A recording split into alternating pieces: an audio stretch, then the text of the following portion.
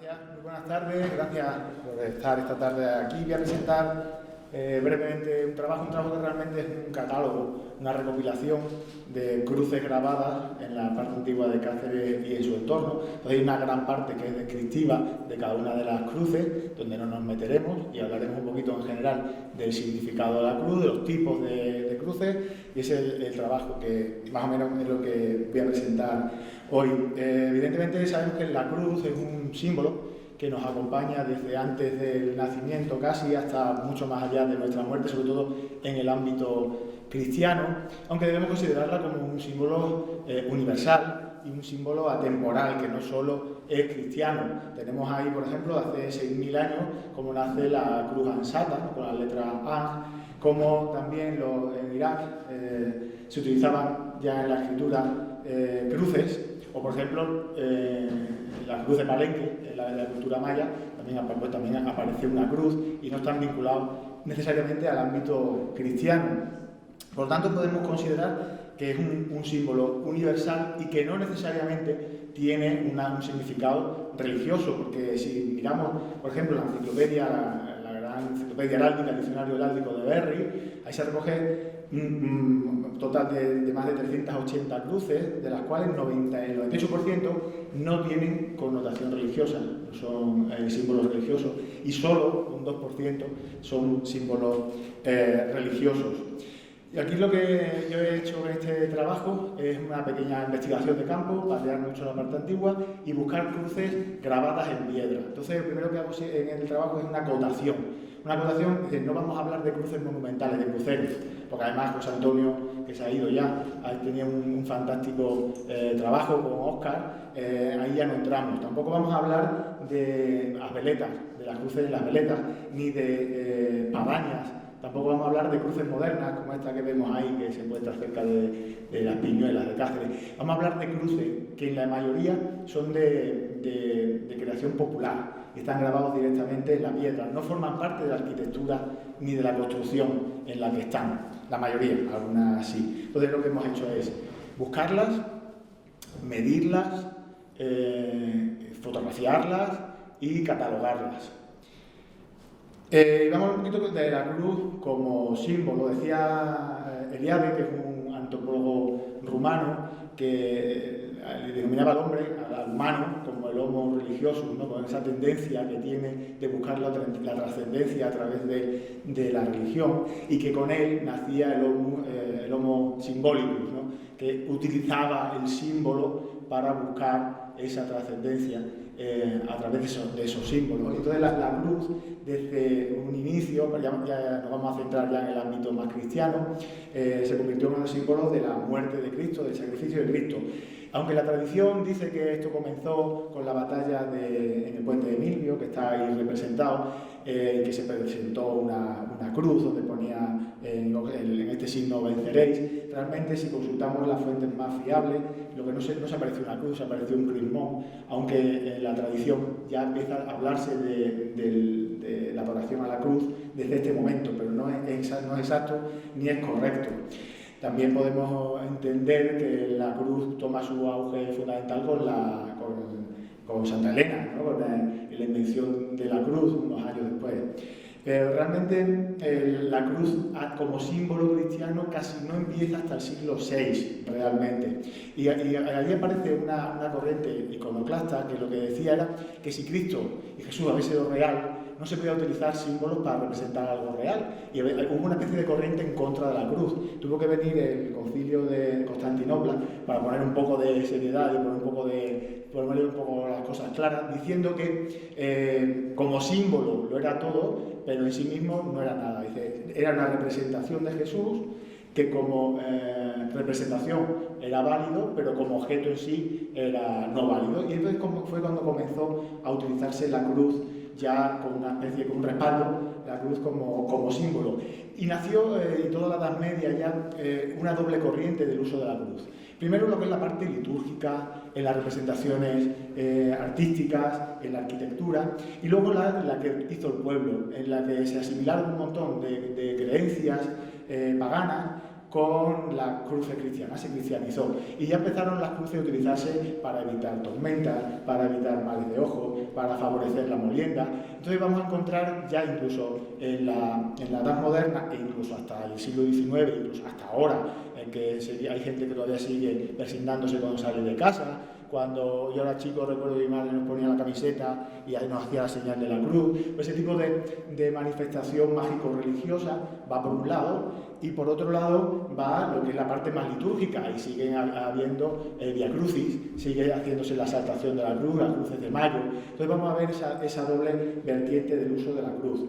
El uso de la cruz se favoreció por parte de la Iglesia a través de los catecismos, una vez que la imprenta que ellos lo popularizó y lo impulsó, y además fue utilizada la cruz también en la Contrarreforma como símbolo, y todo se impulsó mucho lo que es la exaltación de la cruz, pero el pueblo seguía haciendo esa doble vertiente también de convertir la cruz como un símbolo apotopaico, un símbolo mágico religioso para sus supersticiones y ritos que eran muy antiguos pero que se habían asimilado al cristianismo. Y vamos a empezar ya con el pequeño catálogo. Antes de empezar con las cruces en los edificios religiosos, porque hemos encontrado un total de 67 cruces en la parte antigua, y las vamos a dividir entre edificios religiosos y edificios no religiosos. He hecho un pequeño esquema con los tipos de cruces que vemos en la parte antigua de Cáceres, y una sigla con la que a partir de ese momento he optado por utilizar en el trabajo. Tenemos la cruz latina simple, la de base recta, la cruz griega. Vamos a encontrar el monograma, cruces sobre el monograma IHS, el calvario triangular, con todo ese tipo de... Las saubásticas las vamos a encontrar en bastantes ocasiones, la flor delisada, la ancorada. Bueno, pues vamos a ir viendo esas cruces, vamos a ver ese catálogo, y empezamos con los edificios religiosos.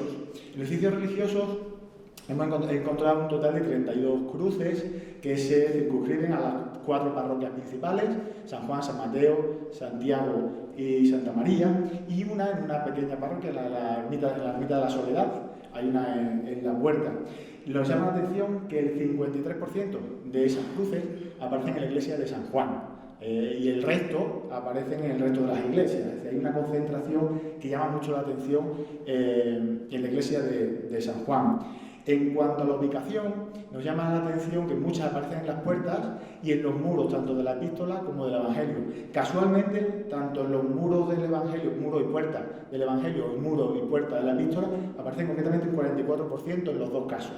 Coincidencia, supongo. Y luego ya en lo que es el ábside y el pie, solo aparece un 12% de las cruces que hemos catalogado. Y respecto al tipo de cruz, predomina las que son las latinas, tanto la latina simple como la de base recta, frente a los calvarios, por lo menos en edificios religiosos. Vamos a ver la diferencia que vamos a encontrar con los edificios, las casas, y las casas, que va a ser totalmente distinto. Bueno, pues este es el punto de partida y no me voy a enrollar demasiado. Pongo aquí ejemplos que aquí en esta puerta del Evangelio encontramos un total de 6, están numeradas. Algunas se ven. Es curioso que tanto en una puerta como en la otra vamos a encontrar alguna cruz que está ladeada, está tumbada, tiene cierto ángulo entero, no solo el travesaño que tenga ángulo, sino la cruz entera. Y luego me llama mucho la atención la cruz número 1, que es la que tengo puesta aquí a la derecha. Es un medio relieve, aunque aquí parezca que está grabado, que parece que está grabado en la piedra, no. Sale el volumen, lo que pasa es que por el efecto de la sombra, la sensación que está grabada no lo es. Esta muy posiblemente no es de tradición popular, sino que está batallada con el propio sillar de la iglesia, que será algo importante para poder fechar más o menos estas cruces, que uno de los grandes problemas va a ser poder fecharlas. En la otra puerta tenemos 9, ahí están numeradas, la mayoría son latinas simples. Encontramos esas dos que hay a la izquierda, la 25 y la 26, las encontramos en la iglesia de Santa María, justo en la puerta a la izquierda. Hay un cartel de Metraquilato que habla de la iglesia de Santa María, ha estado a punto de cargarse las cruces, porque seguramente el que la ha puesto no sabía que estaban ahí. Justo a la izquierda hay un cartel, pero se han salvado. La otra es la ermita del Calvario, perdón, de la Soledad. Ahí arriba tenemos, la primera es de la iglesia de Santiago, la segunda y tercera, la 31 y la 28, son de la iglesia de San Mateo, y las de abajo son de Santa María. Posiblemente muchas de ellas, sobre todo las saubásticas, sean marcas de cantería, y no sean estas cruces populares, pero bueno, ya las he querido meter también en el catálogo por tenerlas, ¿no? Pero estas quizás se salen un poco de la temática que realmente queremos tener en el trabajo, pero bueno, por incluirlas. De hecho, en el trabajo aparece remarcado, esto posiblemente es una marca de cantero, de cantería. ¿Y para qué funciones podrían tener? Que esto es lo que nos interesa más, porque en el trabajo lo que aparece es una por una detallada, dónde se encuentra, qué tamaño tiene, cómo está orientada, qué distancia tiene el suelo, un montón de datos que ahora no vienen al caso. Pues muchas de ellas servían para persignarse. Sobre todo esta número 1 que hemos visto era para simplemente hacerse la señal de la cruz a la entrada de la iglesia. Mucha gente sigue teniendo sus cristos, sus cruces, sus vírgenes en las puertas, ¿no? Y también nos recuerda a las mezuzás, ¿no? De los judíos que entraban y salían y tocaban esa mezuzá. Pero por la ubicación de las otras nos cuesta creer que todas sean para persignarse. Entonces lo curioso que tienen las cruces en edificios religiosos es que, en contra de lo que ocurre con las de las casas, es que estaban concebidas para el uso colectivo, para que fueran vistas, para que sirvieran para una comunidad, en vez del ámbito privado, y que se podían servir para, por ejemplo, una promesa, o para, según Pedro J. Cruz, que ha hecho una tesis muy interesante, que muchos de los datos los saco de ella, dice que también servía para marcar los límites entre lo pagano y lo profano. Es decir, ya ese exterior, como sacralizarlo un poco, incluso lo de acogerse a sagrado, que se extendiera un poco alrededor de la iglesia gracias a esas cruces. Pero también puede estar posiblemente asociada a fiestas, a festividades, porque lo que ha costado de este trabajo es que no todas las cruces son visibles en todos los momentos. Depende de la fecha del año y la hora, unas se ven y otras no se ven, porque depende de cómo hagan la sombra, hay muchas que pasan totalmente desapercibidas. Entonces hay investigadores que consideran que algunas de ellas están hechas para verse en un momento determinado del año, para una fiesta determinada, y para un uso colectivo, para compartir ese símbolo entre una colectividad, para una fiesta de un santo, para algún tipo de rito. Y luego, también en muchos sitios se describen cementeriales. En los cementerios, cuando antes estaban los cementerios en la parroquia, alrededor de las parroquias, hasta que Carlos III lo sacó. Carlos III es de antes, no es de en la hora. Había muchas, se ponían cruces, pero la mayoría de ellas tenían una calavera y eran muy típicas. En Cáceres yo creo que no hay ninguna de este tipo. Realmente, en mi consideración, aunque en San Juan vemos una como a medio metro de un cartel donde pone cementerio, tallado también en la piedra. Una de las que he puesto antes, San Mateo, también está en la zona de cementerio, pero no creo que tengan, eso ya es una opinión personal, no tenemos datos, que sean cementeriales realmente. Y luego hay unas curiosas, que serían por qué en ciertos rincones o en las cabeceras o en los pies también hay ciertas cruces. Esta tenemos la de la izquierda, la 17 de San Juan, y las de la izquierda son de la iglesia de Santiago.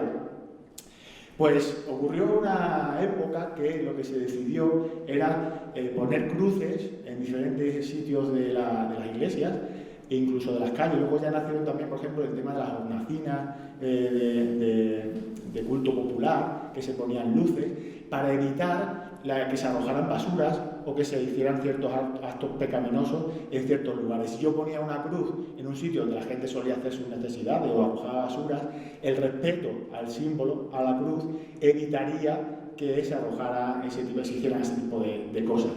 Ocurrió que llegó un momento que dio igual, que aunque hubiese una cruz, todo el mundo tiraba cosas.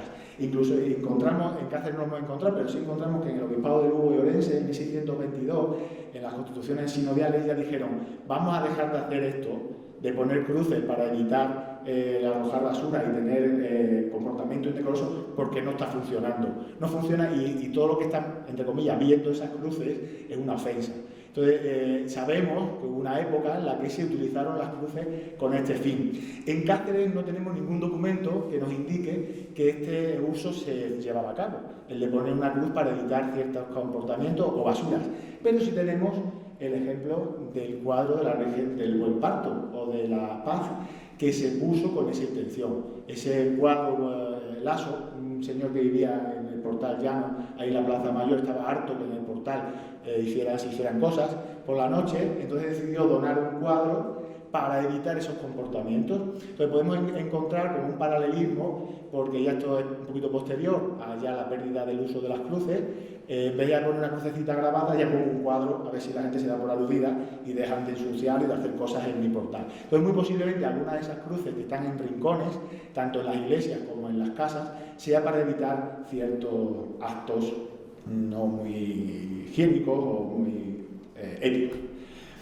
Y luego el gran problema que vamos a encontrar va a ser la datación. En Cáceres no tenemos ninguna cruz que tenga una fecha puesta, entonces no podemos saber. Lo único que podemos saber es, depende de cuando se hizo el edificio, podemos poner un tope inferior. Sabemos, por ejemplo, esa que hemos enseñado primera en San Juan, que muy probablemente está tallada con el propio sillar. Esa puerta se realizó a finales del siglo XIV, principio del siglo XV. Podemos intuir, aunque no lo podemos asegurar, que esa cruz posiblemente sea de esa época.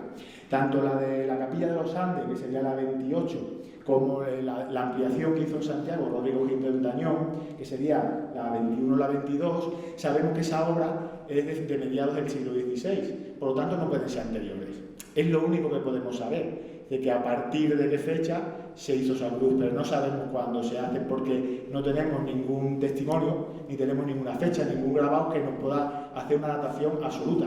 Podemos tener dataciones, un límite temporales inferiores. Y a partir de aquí se hizo, pero no podemos afirmar nada más. Y es un gran problema que no tengamos ninguna fechada.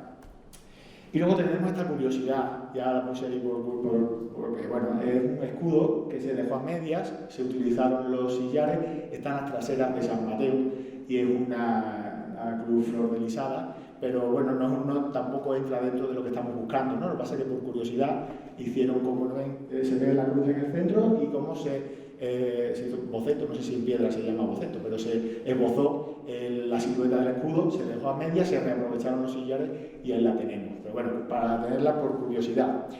Y pasamos a las del uso doméstico.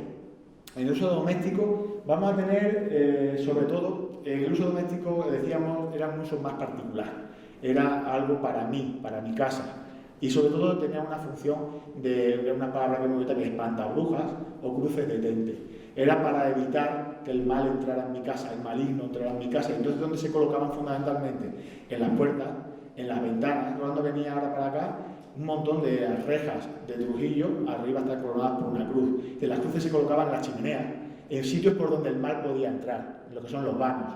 Entonces vamos a encontrar una gran cantidad, la inmensa mayoría de las cruces que vamos a ver en la ciudad antigua de Cáceres o están en el propio dintel de la puerta o en las sillerías que acompañan la puerta, porque lo bueno que tenemos en la parte antigua de Cáceres, como en muchos sitios, que cantería solo tenemos en ciertos rincones, el resto es mampostería y estaba lucido. Entonces, como las cruces se graban en granito, pues tenemos 4 piedras en las que puede haber cruces, el resto no suele haberlas.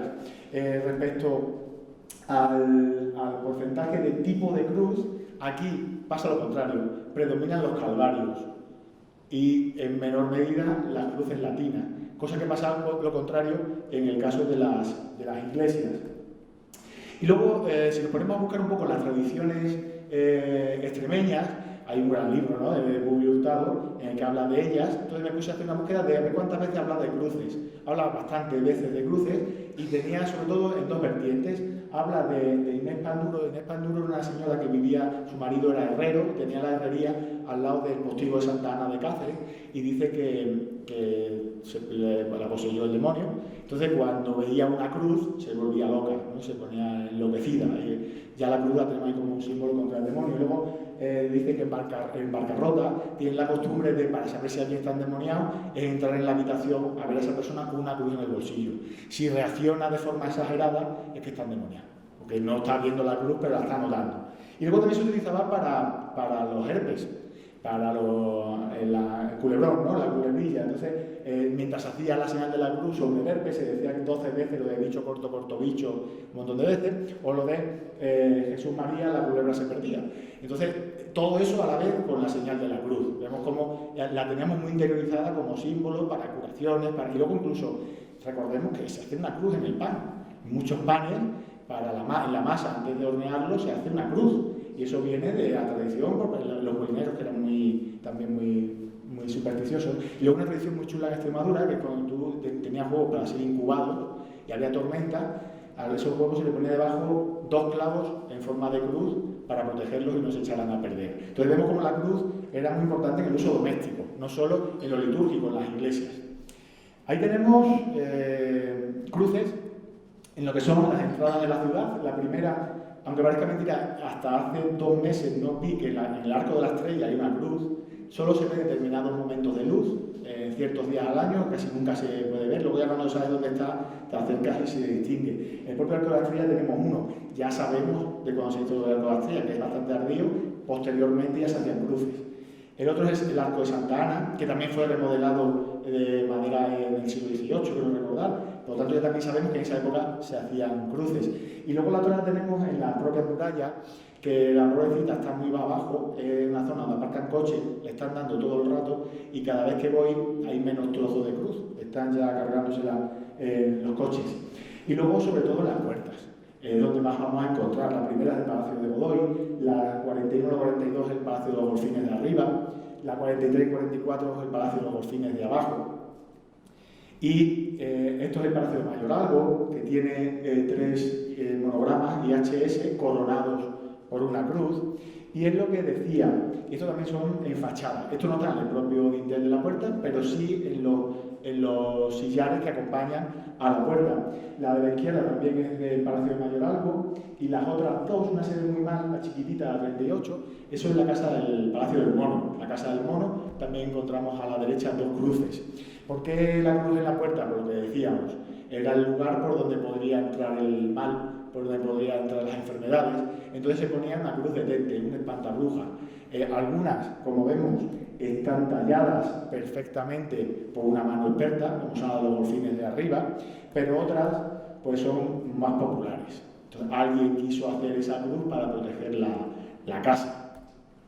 Luego encontramos también en las fachadas laterales, estas que están más alejadas de las puertas, yo creo que tienen una función más cercana al tema de los excrementos y de arrojar basuras. Esta primera la tenemos en el Palacio de Godoy y la segunda en el Palacio de Toledo Moctezuma.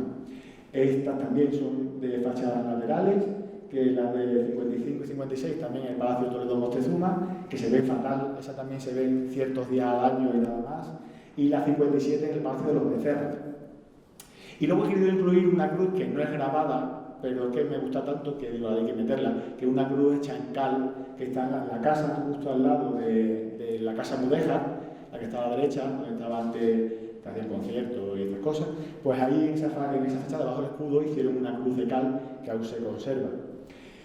Luego encontramos cruces curiosas, encontramos esta cruz ahí boca abajo, ¿no? Que decía un día paseando de un amigo mío, toda cruz satánica. Acabamos ya, estamos terminando. Bueno, posiblemente esta cruz, aunque estuviese boca abajo, no tiene por qué ser satánica. Esto son cosas de las películas, puede ser la cruz de San Pedro, que el símbolo de la cruz de San Pedro es la cruz boca abajo. Pero yo creo, me declino más por el canto porque es una casa que ha sido reconstruida, que han cogido el sillar, le han dado la vuelta y no se han dado ni cuenta que la cruz estaba ahí. Muy probablemente sea eso. Tampoco lo podemos saber, pero nos podemos hacer una idea. Luego tenemos esta que me parece súper curiosa, es una cruz ancla, una cruz ancorada.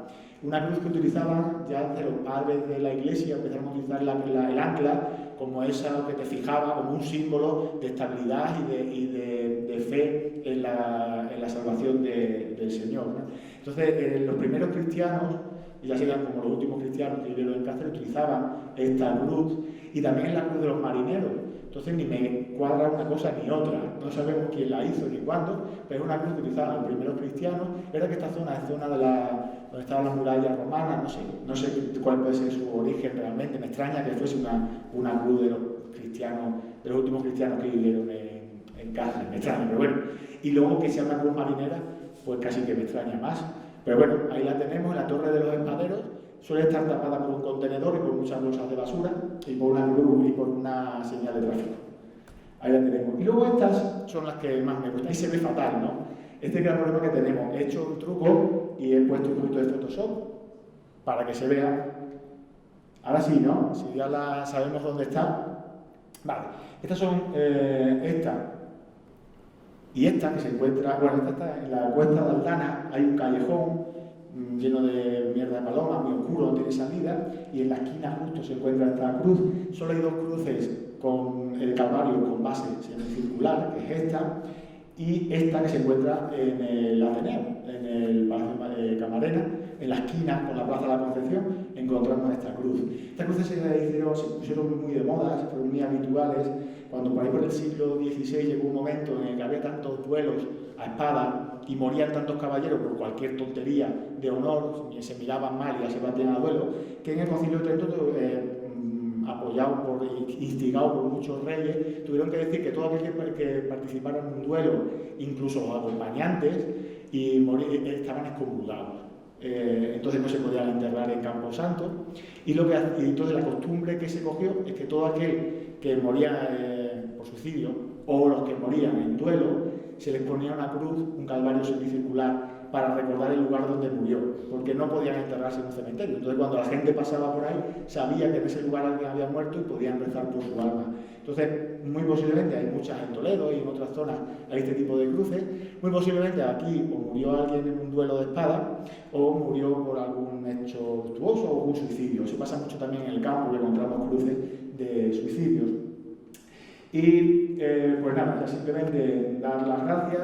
El trabajo, lo que lleva mucho catálogo, explicar a cada una de las cruces, ubicadas para que todo el mundo las pueda encontrar. Dar las gracias a la organización de los coloquios por tenerme aquí un segundo año y muchas gracias a todos ustedes. Y vamos a fijarnos en estos detalles que forman parte de la intrahistoria de nuestros pueblos, nuestras ciudades. Ahora cuando venía para acá se me va el ojo, en la iglesia he visto unas cuantas, y son detalles que pasan desapercibidos, viene una obra y se las carga y se pierden para siempre. Vamos a poner el ojo en estas cositas que no son grandes monumentos, pero son parte de nuestra historia. Muchas gracias.